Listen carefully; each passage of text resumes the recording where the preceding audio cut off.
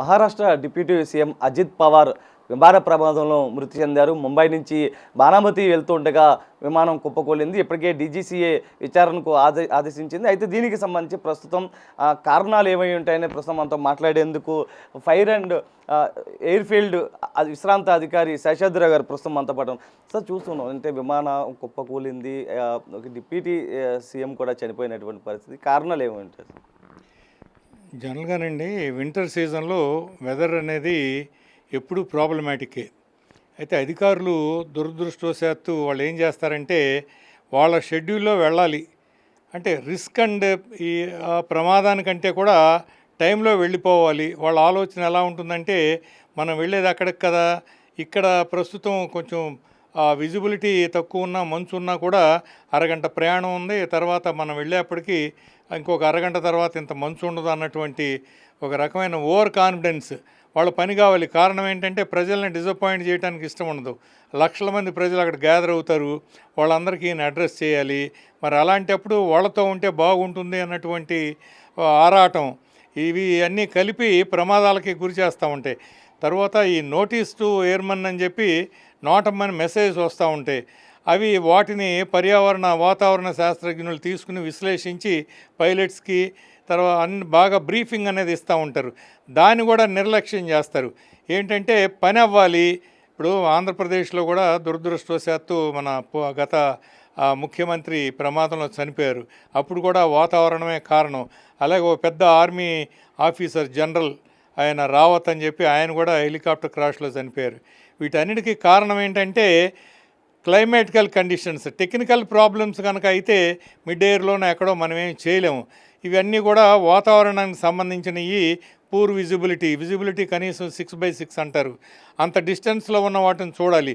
ఏదన్నా ఒక point error ఉంటే వెళ్తానికి ప్రమాదంలో రిస్క్ తీసుకోవచ్చు. కానీ బయలుదేరిన తర్వాత ఒక పాయింట్ ఎర్రర్ వెదర్లో తేడా వస్తే బయలుదేరటానికి ఉన్న వెదర్కి ఇచ్చిన వెదర్ రిపోర్టు తీరా దిగబోయేటప్పటికి కొంత వెదర్లో మార్పు రావచ్చు. అటువంటిప్పుడు మనం చేయగలిగింది ఏమీ లేదు. అయితే వెనక్కి వెళ్ళిపోవాలి, లేకపోతే ఆ ఫ్లైట్ని అబార్ట్ చేస్తారు. ఇవాళ ప్రజలు కూడా ఎలా ఉన్నారంటే వాతావరణ కారణాల వలన ఫ్లైట్ కనుక క్యాన్సిల్ అయితే చాలా అసహనం. క్యాన్సిల్ చేయటం ఏంటి వాళ్ళకి తెలియదు, పర్యవసానాలు తెలియకుండా ముఖ్యమైన పనులు ఉంటాయి, ఇంపార్టెంట్ వర్క్స్ ఉంటాయి, మేము వెళ్ళిపోవాలి, మా పని అయిపోవాలి అన్న దాంతో మా పనులు అయిపోవాలి అన్న ఆరాటంతో ఏం చేస్తారంటే ఎప్పుడు కూడా ఈ పైలట్స్ని విమానయాన సంస్థను నిందిస్తారు. రెండోది విమానయాన సంస్థలు కూడా ఇలా వీటిని కనుక మనం ఇనఫిషియన్సీ కింద వస్తుంది, వాతావరణం షాక్ అని అనుకుంటారు, ప్రజలకు తెలియదు. అయినంతవరకు మనం వెళ్ళిపోయి మనం కనుక చేస్తే మనకు క్రెడిట్ వస్తుంది. తర్వాత కమర్షియల్ ఎలిమెంట్ ఒకటి ఉంటుంది. షెడ్యూల్ అయిన తర్వాత ఫ్లైట్ కనుక క్యాన్సిల్ అయితే ఆ వెయిటింగ్ ఛార్జెస్, తర్వాత ఆ క్రూ అంతా కంప్లీట్ స్టాండ్ బై క్రూ ఇవన్నీ పెడతాం, ఎయిర్ఫీల్డ్ రెంటల్స్ ఇవన్నీ కూడా ఒక రకంగా ఉండవు. వీటిని దృష్టిలో పెట్టుకుని ప్రాణాన్ని లెక్క చేయకుండా ఇలాంటి విషయాల మీద కొంచెం మనుషులు కొద్దిగా అధికారులు వెనక్కి తిరిగి చూస్తూ ఉంటారు. డీజీసీఏ చక్కటి గైడ్లైన్స్ ఇస్తుంది. ఏమిటంటే ఆ నిబంధనలు కనుక పాటిస్తే ఖచ్చితంగా ఫ్లైట్ సేఫ్టీ అనేది 100% ఉంటుంది. అసలు వాళ్ళ స్లోగనే జీరో యాక్సిడెంట్ రేట్ అంటే 100% సేఫ్టీ. మరి అది ఉన్నది, లక్ష్యాలు అలా ఉన్నాయి. కానీ పైలట్లతో నిమిత్తం లేకుండా ఏ పైలట్ కూడా ఎప్పుడు కూడా అంత రిస్క్ తీసుకుని వెళ్ళడు. కానీ అధికారులు, ముఖ్యంగా ఉన్నతాధికారులు చెప్తే పైలట్లు ఏమి చేయలేరు. దీంట్లో స్పాషియల్ ఎర్రర్ అని ఒకటి ఉంటుంది. అదేంటంటే మంచు పడుతున్నప్పుడు బ్రెయిన్, చెవులు, దృష్టి, ఆలోచన, మాటలు ఇవన్నీ కూడా కొంచెం వ్యత్యాసంతో తేడాలో పనిచేస్తూ ఉంటే ఈ పైలట్స్ కవరప్ చేసుకుని వీటన్నిటిని కూడా చక్కగా వాళ్ళు చేయాలనే ప్రయత్నం చేస్తూ ఉంటే ఈ మధ్యలో ఈ ఇంటర్ఫియరెన్స్ వచ్చేసి అధికారులు కానీ లేకపోతే ఇలా హై హ్యాండెడ్నెస్తో come on let's go, it's okay, పర్వాలేదు, ఎన్నో చూసాం ఇంతకు ముందు ఇలాగే ఉంటుంది, లెట్స్ గో అని అంటారు. వీళ్ళు తీరా బయలుదేరిన తర్వాత రెడ్ రాడార్ అలర్ట్ అని ఒకటి వస్తుంది. ఈ రెడ్ రాడార్ అలర్ట్ వచ్చినప్పుడు పైలట్లు జనరల్గా చెప్తూ ఉంటారు. చెప్పినా కూడా వాళ్ళు ఏంటంటే పట్టించుకోరు. సరేనబ్బా, కాదని అంటలేదు కదా, నువ్వు చూడు, మనం వెళ్తే అక్కడికి వెళ్ళిన తర్వాత ఎండ ముదురుతుంది, విజిబిలిటీ పెరుగుతుంది, ఎన్నిసార్లు వెళ్ళాం మనం అని అంటారు. దానికి వివిఐపి ఫ్లైట్లకు సంబంధించి స్పెషల్ ఫ్లైట్లకు సేఫ్టీ ఎక్కువగా ఉంటుంది అంటూ ఉంటారు కదా. ఉంటుందండి. టోటల్ సేఫ్టీ ఉంటుంది. ఇప్పుడు అయితే ఎటు తిరిగి ఏంటంటే ఈ ప్రైవేట్ ఎయిర్‌లైన్స్ ఇవన్నీ చిన్న ఎయిర్ క్రాఫ్ట్స్‌కి వాళ్ళకి సేఫ్టీ ఉంటుంది. అయితే ఏంటంటే పార్టిషన్ ఉండదు. పైలట్స్‌నును వెనకమాల కూర్చునే ఇద్దరు, ముగ్గురు, నలుగురు పాసింజర్స్‌కి పార్టిషన్ ఉండదు. వాళ్ళు ఎంతసేపు ఏంటంటే కమ్యూనికేట్ అవుతా ఉంటారు. వెనకమాల, ముందలకి వెనకమాల ఈ పైలట్స్ ఇంటర్ఫియర్ అయ్యి నేను కొన్ని అనుభవాల్లో నేను చూశాను.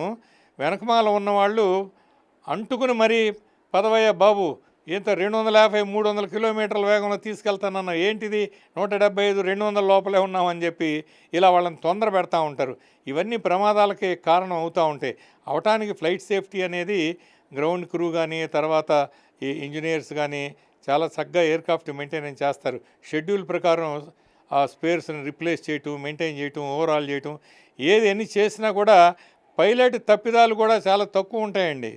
కేవలం తొందరబెట్టి ఈ బ్యాడ్ క్లైమేట్లో కూడా ఎలాగోలా మన పని అయితే సరిపోతుంది అన్న తొందరపాటు చర్యల వల్లనే అవుతూ ఉంటుంది. ఇకపోతే ఇప్పుడు ఏంటంటే డీజీసీఏ ఎంక్వైరీ చేస్తారు. దాని మీద కారణాలు వస్తూ ఉంటాయి. దరిదాపుల కారణాలు వాతావరణం గురించే వస్తూ ఉంటాయి. వాతావరణం ఇలా బాగోలేదని తెలిసి కూడా అన్న పొద్దున్నే జనరల్గా ఏంటంటే 9, 10ంటికి పెట్టుకోవచ్చు కదండి మీటింగ్. ఎందుకంటే ఎలక్షన్ టైంలో ఇలాంటి షెడ్యూల్స్ రోజుకి 5, 6 ఉంటాయి. కాబట్టి ఏంటంటే ఫస్ట్ షెడ్యూలు మార్నింగ్ 8 9 అయిపోతే వాళ్ళకి మైలేజ్ అనేది ప్రాణాంతకం అన్నమాట. ప్రాణాన్ని కూడా లెక్క చేయకుండా ఈ ప్రోగ్రామ్స్ ఫిక్స్ చేసి తొందర పెడితే అటు పైలట్స్తో పాటు వీళ్ళకి రిస్కే. మరి పైలట్స్ వాళ్ళకి తప్పేమీ లేకపోయినా కానీ కేవలం వాతావరణంలో ప్రయాణం చేసినందుకు తొందరపాటు వెనకమాల ఒక రకమైనటువంటి ఆరాటంతో ముందుకి నడిపించినందుకు వాళ్ళకి పర్యవసానాలు ఫైనల్గా ఫేస్ చేయవలసింది వాళ్ళు. తర్వాత కంపెనీస్ కూడా ఈ చిన్న కంపెనీస్ అన్నీ కూడా మొత్తం ఏవియేషన్లోకి వచ్చి పాపం ఇప్పుడే భారతదేశంలో ఏవియేషన్ పరిశ్రమ పెరుగుతోంది. అందుకని చెప్పి విస్తృతంగా ప్రైవేట్ ఎయిర్ క్రాఫ్ట్స్ మెల్లమెల్లగా వచ్చే రోజుల్లో ఇలాంటివి జరిగితే కొంచెం నిరాశ అనేది ఉంటుంది ప్రజల్లో. ఏదైనా హెలికాప్టర్ ప్రమాదాలు చూస్తూ ఉంటాం, కానీ ప్రస్తుతం ఇది విమానాలకు సంబంధించి కూడా తరచూ ఆ ఘటనలు చోటు చేసుకుంటూ ఉన్నాం. ఇది కేవలం ఏంటంటే విమానాలు దిగటానికి ఎయిర్ఫీల్డ్ కావాల్సిందే, రన్వే కావాల్సిందే. హెలికాప్టర్స్ అయితే కొంచెం రిస్క్ తీసుకుని ఎక్కడో చోట కొంచెం సమతలంగా ఉన్న చోట దిగే ప్రయత్నం చేస్తూ ఉంటారు. అయితే విమానాల కాడికి వచ్చేటప్పటికి ఎయిర్ఫీల్డ్లో వాతావరణంకి సపోర్టింగ్గా అక్కడ ఇన్స్ట్రుమెంట్ ల్యాండింగ్ సిస్టమ్ అని చెప్పి తర్వాత బీకాన్ సిస్టమ్ అని చెప్పి బీపింగ్ అనమాట. అది ఆ ఎయిర్క్రాఫ్ట్ రాగానే మిడిల్ ఆఫ్ ద పొజిషన్ కాగానే బీప్ అని సిగ్నల్స్ ఇస్తూ ఉంటుంది. అక్కడ ఉన్న లైటింగ్ సిస్టమ్ కంప్లీట్గా ఈ ఎల్ఈడి టైప్ లైట్లు బయటికి ఆకాశంలోకి ఫోకస్ అవుతూ ఉంటాయి.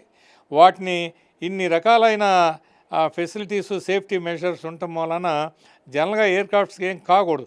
కాకపోతే విజిబిలిటీ జీరో అయినప్పుడు ఏం చేస్తారు, ఏం చేయలేరు. కింద లైట్లు కనపడవు.